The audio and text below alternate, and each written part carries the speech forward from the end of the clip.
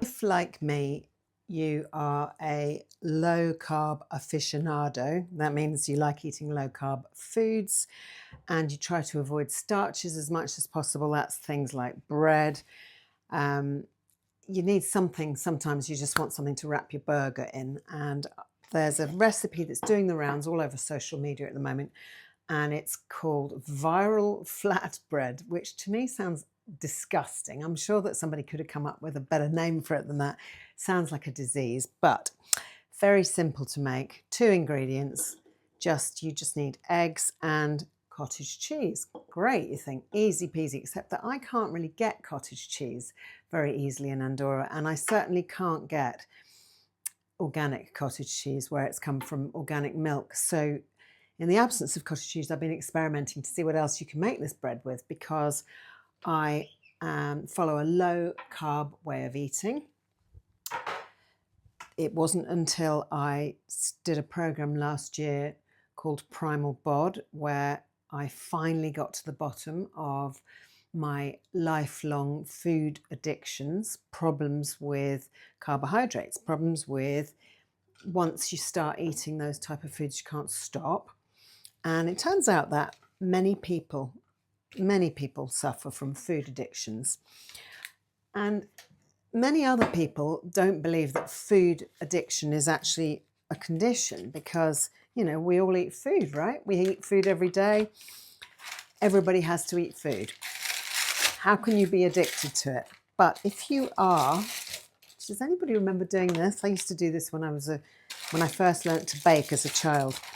Keep all the old butter wrappers and use them to grease pans for baking. I've got my pan here ready for my flatbread, which really does take only 2 minutes to throw together. Yeah, food addictions. You know, if you were to go to if you were a recovering alcoholic and you go to a party and the host offers you a glass of champagne on arrival and you say to that person, "Oh, thank you, but can I have something else? I don't drink alcohol," or "I'm a recovering alcoholic," or "I used to be an alcoholic, so I don't touch it," they will fall over themselves to go and get you a soft drink. It's no big deal. Everyone wants to do the right thing.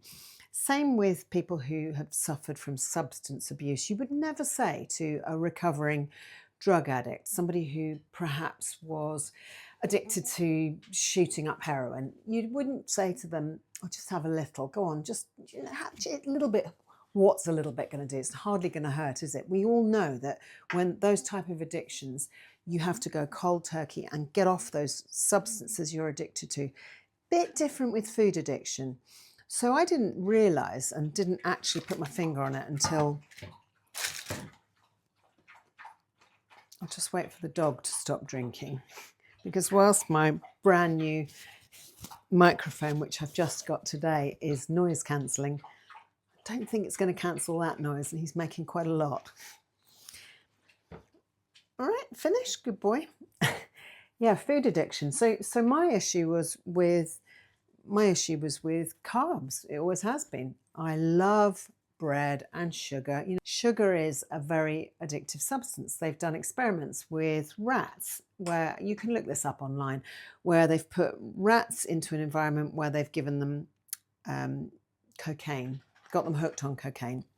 Great, lovely, poor rats. And then they've put sugar water into the same cage, and the rats became more addicted to the sugar water than they were addicted to the cocaine. And they were already cocaine addicts, but they preferred the sugar water. And it's like that in people as well. I mean, carbs, sugars light up parts of your brain that no other food does that to. And whilst we can use sugar for energy, it's a very ready source of fuel. It's a bit like a quick burning fuel. So you need to eat more of it quite quickly because it causes a blood sugar spike, which I really should show you a graph and stop just doing this, but your blood sugar spikes when you eat something sweet. It then has a corresponding massive drop 60 to 90 minutes later. So now your blood sugar's on the floor, and what happens? You crave sugar, you want to eat more of it. And that was the story of my life. I always suffered from those spikes and dips, and I constantly grazed. If you are somebody that eats loads of carbs, loads of carbohydrates, loads of sugars, you're always hungry. You're never satisfied. You put on weight that you don't want. You have it's excess sugar is stored as body fat.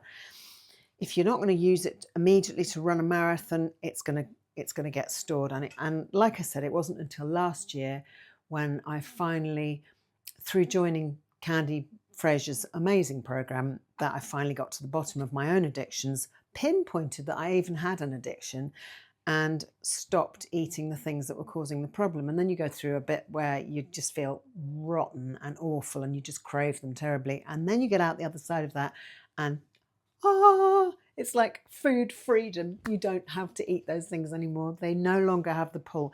And I don't completely ignore bread, but or cake, we'll have it from time to time, but it's under my control. But going back to the, you go out with friends and it's someone's birthday party and you say, oh, no cake for me, thanks. I'm avoiding carbs. Oh, no. You must have a bit. Go on. Just a small slice. What harm can it do? It's so-and-so's birthday. Go on. They'll be really disappointed if you don't have some. Oh, it'd be unlucky. You'll be unlucky. You have to have some birthday cake. You cannot leave this room without eating some birthday cake. Can you imagine doing that to an alcoholic, a recovered alcoholic, or like I said, or somebody who suffers from substance abuse and really food addiction? We have to eat food, and that's where the problems lie. If you eat the wrong kind of food, you never get off that substance abuse issue around food. And it is life-changing to finally realize that I can get that back under control. I am a health coach. I love cooking, always have done. I love food. I now eat the kind of foods that agree with me and are good for my body rather than the ones which cause the big blood sugar spikes. So back to the original reason you tuned in today, the viral flatbread. I'm going to put my 2 eggs into the goat's cheese, which is very mild tasting, not goaty at all. Really good, proper free-range eggs, those ones. They've got really tough shells, which is always a good indicator that the hens have been scratching around and eating stuff they've found in the grass. And I know they're free range because we drive past the farm. Some salt, some cayenne pepper, and regular ground white pepper. Put the lid on and it really is as simple as that. I mean, you don't even need to add the seasoning if you don't want to. Just going to blend this up and not make you listen to that. So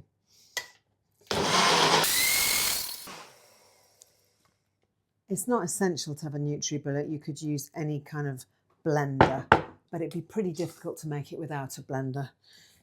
You'd just have to spend ages trying to puree up the, Smoothie Maker works, something like that.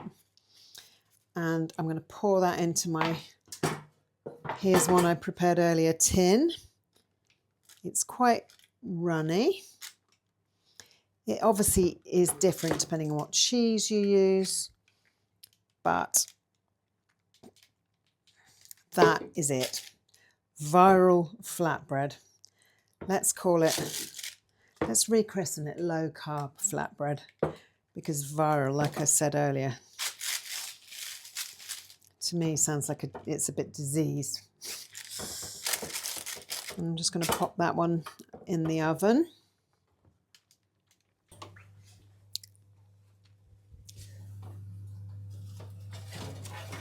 On 180 degrees centigrade, that is 360 Fahrenheit, and it's going to take about 10 to 15 minutes depending on how fierce your oven is. Might want to check it after 10 minutes.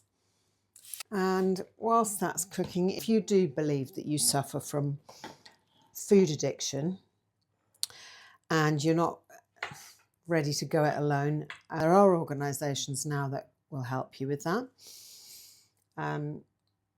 It is recognised as an illness, as a condition. but it really is down to it for me anyway, and I can only obviously talk about my own situation. It really was about getting rid of the foods that triggered me, that was so addictive, which for me was those starchy foods, and I'm talking about anything which turns into sugar when it gets into the body. So all the pastas, all the starchy vegetables like potatoes. One potato is not going to make you a food addict, but if you find that you start eating things like French fries and you can't stop, or your thing is bread like it was for me, or cake, the word cake, even just the very word cake would make me just tea and clotted cream and jam and on scones and things like that people say would set me off and make me start craving those foods. And I just found that when I avoid them, my life's become a lot easier. And I dropped, like I said in previous videos, I dropped about 20 pounds. My head got clearer, my joints feel better, my energy levels have increased, my sleep has improved. It isn't just ever one symptom. I had gut issues that I'd had for more than a decade, and I've sorted them all out. Everything's gone, everything's as good as it can be, and I just feel great. So there's that. And as I've also said in previous videos, I'd like to say I'm not a doctor, I'm not medically trained, and you should always speak to a medical professional before changing any aspect of your diet, especially something as radical as deciding that you're no longer going to eat carbs anymore. It cuts out a whole food group. But however, having said all that, I still eat vegetables because nobody ever went down the food addiction route from eating broccoli and cauliflower. It has to be those foods that cause addictive behavior. And they cause addictive behavior because, like I said, they light up the pleasure centers in the brain. And it's also, if you eat processed food or you eat takeaways regularly or ultra processed food, it's very difficult to avoid sugar because it's added to something like, I don't know, I only know for America, it's added to something like 73% of the foods on the supermarket shelves have added sugar. 73%, which makes you realize that you really need to be like a detective about your food and figure out, has this been messed up in any way? Is there sugar added to it? Is it going to be beneficial to me, or would I be better off not eating it at all?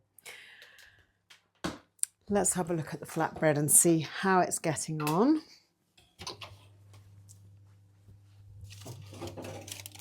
Always forget when I do that it steams up my glasses. So you may notice that the pan size is different. I've got 2 on the go. Right, there we go. So I'm now going to just, you can see how flexy it is. I'm just going to gently, flip that over. You can put it back in the pan without the paper because it won't stick now because it's already cooked. I'm just going to give it a couple more minutes so it doesn't look so anemic on that side. And there it is. You can see it's flexible. You can fold it and chop it in half, make it into a sandwich. Brilliant. 2 ingredients. Cottage cheese, if you can find it, soft cheese, a couple of eggs, and it's really nice. It's really delicious. I've made it several times now. So I'm just going to cut this edge off and give it a taste with the goat's cheese. It's lovely. It's quite light. They actually reheat pretty well, so you can cook them and then the next day you can pop them in the toaster. That works too. Yeah, that's really lovely. And a great bread substitute.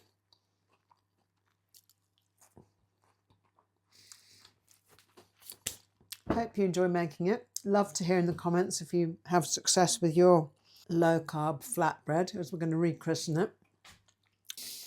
Let the other name never be mentioned again. And thank you so much for watching. If you got this far, please like, share and subscribe to my channel, and I will continue to bring you health related content. And I hope that my cards on the table about my food addiction has been useful for some people. See you on the next video.